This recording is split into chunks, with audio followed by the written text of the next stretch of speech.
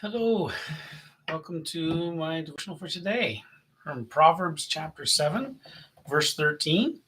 And we're going to dive in. But before we do, I want to just read a couple verses leading up to it. In the last few days that we've been doing our devotional here, um, I've been just simply referencing the verses, but I thought today I would read them. We are working our way through one verse at a time, and by that I simply mean focusing on one verse at a time. But in this particular chapter, there's a story being told, and I think it's worth our while just to read a couple of the other verses today. So I'm going to read from Proverbs chapter 7, verse 10 to 13, but we're going to focus on 13. So the background is this. In chapter 7, we're being told this story. So it starts off by saying, "My son, listen to my teaching." And so it's the idea is it's like a father teaching his son about this danger of staying away from this and following after his teaching instead, so that you stay free from this danger of immorality. And he tells this little story. And so of course it's God teaching us through this story, but it's this little story. He says, I looked out, I saw this young man who was foolish, and he went through the streets, he went looking for this woman. And so he made his way through the streets late at night and found his way to her house to come where she would be. And so then the story describes that young man doing that, but then it talks about the young woman that comes out to meet him, and how she's going to seduce him into this affair, this extramarital affair. So in verse 10, though, I just want to read it. Excuse me. And it says, "And behold, a woman comes to meet him, dressed as a harlot, cunning of heart. She is boisterous and rebellious. Her feet do not remain at home. She is now in the streets, now in the squares, and lurks by every corner." So then verse 13 says, "So she seizes him and kisses him, and with a brazen face she says to him." And then it goes on to say what she says, which is, of course, an effort to seduce him. So, she says all these things, and we'll look at those in future devotionals. But we've been seeing this progress of the description of her. We dealt with him, but now it's the description of her. And there's some interesting ideas here about things that lead to this immoral way of life. And in verse 13, it's hitting another one of these things. So you can look at previous videos to see the other things, but that's the context. So when we read verse 13, I'm going to read it here again. So it says, "So she seizes him and kisses him, and with a brazen face she says to him." And so what's being described here is a person who has become immoral. She's married, but she's going to take this young man to her house and have sex with him and break her marriage vow. So she's this immoral person, and she's luring him into it. He's going willingly, and that was all his problem from earlier. But for her side, she's going to draw him into this, and she's going to do this. And this verse is focusing on the idea of how she seizes him. She's aggressive, right? She seizes him, she kisses him, and with a brazen face, she says to him, like there's no shame, like there's no fear, there's nothing. Even though what she's doing is immoral, and in that culture would have actually been illegal, but at any rate, it was immoral, and that immorality doesn't affect her. She's going to do this, and she's going to make sure it happens. She's going to go forward with it and push into this immorality. So that's a little warning to us about how bad it can get. See, what happens, one of the worst places you can get, morally speaking, is to get to this place that she's at, this brazen-faced immorality. We can describe this in different ways. We can say things like, having a seared conscience, or having a hardened heart, or the Bible uses these terms, hardened heart or darkened understanding. All talking about the same basic place, that when we get to this place where we are morally brazen, we've just gone so far, and it's a really, really bad place. And it's a place that's possibly a place you can't return from, except for God's miraculous power in our life. There's not really anything that's going to bring you back from that place. So it's really, really bad. So what is it? What is it to get there? What does that mean? So if we talk about when you get to a place that you've given up on morality, or you've adjusted your morality to such a place that you are no longer emotionally affected by your morality, right? That it no longer bothers you. And you can pick anything. This story is, of course, about a sexual affair. But you could pick anything. This could be with regard to theft, or with regard to violence, or with regard to hatred, or with regard to coveting, or you name it.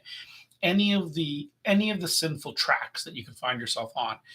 Once you get to that place where you've resisted the right path long enough, and you've embraced the wrong path, the immoral path, you get to this point eventually where you are no longer emotionally affected by that immorality. It doesn't bother you anymore, or even worse, that you're actually emotionally engaged in the immorality.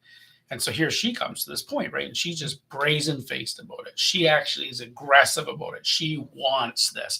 Her emotions are driving her to the immorality, and she's not affected by the immoral side at all, what harm she's causing. That's the seared conscience place. It's when you no longer feel guilt at doing what's wrong. And in fact, you'll eventually go, one of the reasons it's so terrible is because you'll eventually flip, and you'll actually call moral behavior immoral behavior. You'll flip on it. And of course that's really, really awful. Another way to look at this is like you get to this point, you are no longer care about the effects of the immorality. The outcomes that happen are no longer an issue to you, right? You just decide that's not really all that bad after all. You can think about this in our modern world, and things like the way that we now handle divorce versus say 40 years ago. The way we handle the abortion issue, or the way we handle, you name it, anything at all.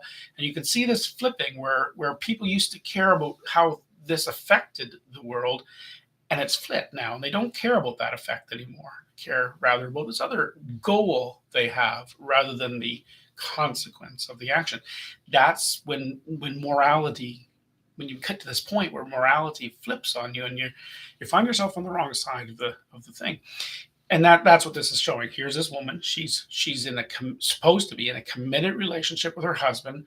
She has a covenant with him, but she's gone out to find someone else, and she doesn't care. She's brazen. She's boisterous. She's in the streets. She's not hiding this from anybody. She's not even trying to pretend it's not happening. And that's where that gets to. Another one last way, right, to think about it, is that you get to this point where you're no longer able to even know that what you're doing is immoral, right? Like when you get to this point, you're not affected emotionally by it anymore. Your conscience is seared. You no longer care about the consequences of it anymore. You've actually switched, and you're actually become incapable of even recognizing that it's immoral in the first place. The next verse kind of shows this. We're not going to do that verse today, but when she says to say, I went to pay my to do the offering. Well, maybe I will read it. She says in verse 14, I was due to offer peace offerings. Today I paid my vows. Right? She's moralizing her behavior now. She's trying to act like she's in the right. And she's not. Right? She doesn't even know anymore. She's gone so far. This is a terrible place to fall into. And it happens to people. This is why the Proverbs talks about it and warns us about it. Stay with the teachings that God gave us. It's what will keep you in the right place. But if you don't stay with it, then you end up in a place like this where you're not even able to see that immorality has taken over your life. And there's so many areas where Satan will use in your life, in this world we live in especially, which is in complete moral free fall. There's so many areas where Satan will use that to get in and drag you down to the place where immorality rules your life. It's a terrible state to become. And it results in the end, even a little further down the road, of becoming a champion of immorality. And those are the people we used to call, well, that's a monster, a person that does this terrible things. Well, you find yourself eventually there. Anyway, that I'll let you worry about figuring that out. The point today is getting to this point where she's now brazen about it and aggressive about the immoral action is what we're warned against. Another way to kind of understand this verse is to put yourself in this kind of a place. Like, think to yourself, what is one of the most morally repugnant things you can think of, just from your own moral code. Hopefully you're trying to follow God's, but just whatever you think, just think, okay, here's something that's really morally awful. And if you think about that and you think, imagine if I were trying to champion that, what would I think of myself? And hopefully you'll be like, oh, that's awful. Hopefully I never would do that. I'd never want to champion this immoral thing. Okay. That's the idea of this verse. Is you can get to a point, if you don't guard your heart and stick to the teachings of God, where that thing that seems so awful to you becomes the thing you actually end up championing, right? How would you ever know that it was immoral if you're only thinking about it as immoral because society tells you it is, because some other person in your neighborhood tells you it is? Then it's like this young man going through the streets and finding this woman who comes out and says, "This isn't immoral. Hey, this is good. Come join me. Let's go and have this affair." And if he's just using other people as a gauge for morality, he can find himself drawn into her world and leaving behind the morality he should have known and joining her in immorality and then eventually getting to her place. We need to remember it's only because God, who's above us, it's only through him that he can show us what truly is right and wrong. And that's why this proverb is saying, cling to that teaching. That's the right teaching. That's where a wise person will find themselves. An unwise person will instead go through the streets and find someone to enter into immorality with, and then it changes you, and you fall into this place where you can't even tell the difference anymore. Quite a warning. Something to keep us sober. Anyways, God bless you. Hopefully, as you speculate on this today and contemplate it, that God will speak to your heart and make it useful to you. God willing, we'll be back tomorrow with chapter 7, verse 14. In the meantime, God bless you. Have a great evening.